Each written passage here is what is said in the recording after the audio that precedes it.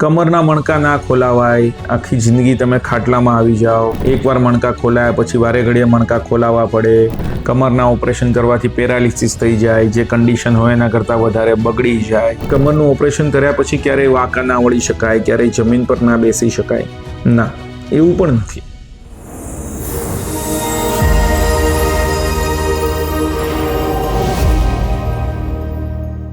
તો સ્પાઇન સિરીઝમાં આપણે આજે વાત કરીશું સ્પાઇનને રિલેટેડ જે સર્જરીઝ કરીએ એના વિશેની માન્યતાઓ, ગેરસમજો અને હકીકત વિશેની.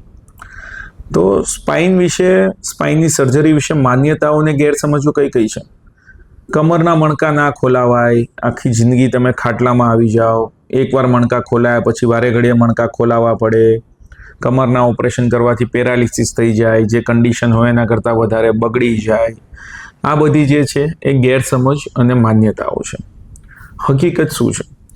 જ્યારે પણ કમરની અંદર સર્જરીની જરૂર હોય અને ત્યારે પ્રોપર સર્જરી કરવામાં આવે તો એ દર્દી માટે એક નવી જિંદગી રૂપ, એક આશીર્વાદ રૂપે બને છે.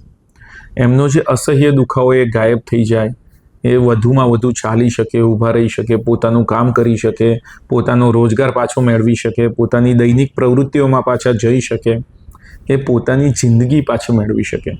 આ સ્પાઇન સર્જરીની હકીકત છે. આજના જમાનામાં દરેક સર્જરી જ્યારે સ્પાઇનની કરવામાં આવે ત્યારે મોટાભાગે એ અંડર માઇક્રોસ્કોપિક ગાઈડન્સ અથવા તો એન્ડોસ્કોપિક ગાઈડન્સ કરવામાં આવતી હોય કે જેની અંદર નસોને ડેમેજ થવાની શક્યતા અથવા તો સ્પાઇન સર્જરી ફેલ જવાની શક્યતાઓ બહુ જ ઓછી રહેતી હોય.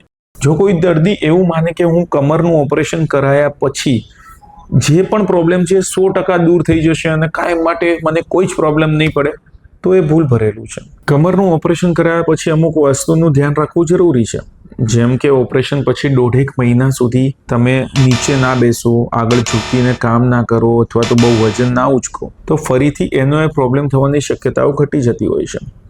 એક વખત જે પણ સ્પાઇન સર્જરીનો રિકવરી પીરિયડ છે જે 15 દિવસથી લઈને 3 મહિના સુધીનો હોઈ શકે, એક વખત એટલું ધ્યાન રાખી લીધું એના પછી કમરમાં જનરલી કોઈને પ્રોબ્લેમ નથી પડતો હોતો.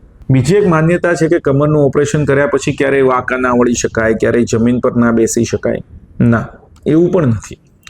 એક વખત જેમ મેં કહ્યું એમ એનું રિકવરી પીરિયડ પતી જાય, જે સર્જરી પ્રમાણે 15 દિવસથી લઈને 1.5 મહિનો અથવા તો 2 મહિના સુધીનો હોઈ શકે.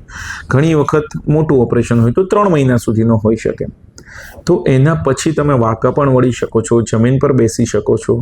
હા, જે રીતે આપણે પોશ્ચરમાં જોયું એ રીતે વાંકા વળવાનું, જમીન પર બેસવાનું એ બને એટલું એવોઇડ કરવું જોઈએ, જેનાથી બેક પેઇન જિંદગીમાં ફરીથી ના થાય. પણ કરી જરૂર શકાય. સર્જરી એ એમાં ક્યાંય પણ બાદરૂપ નથી. Thank you.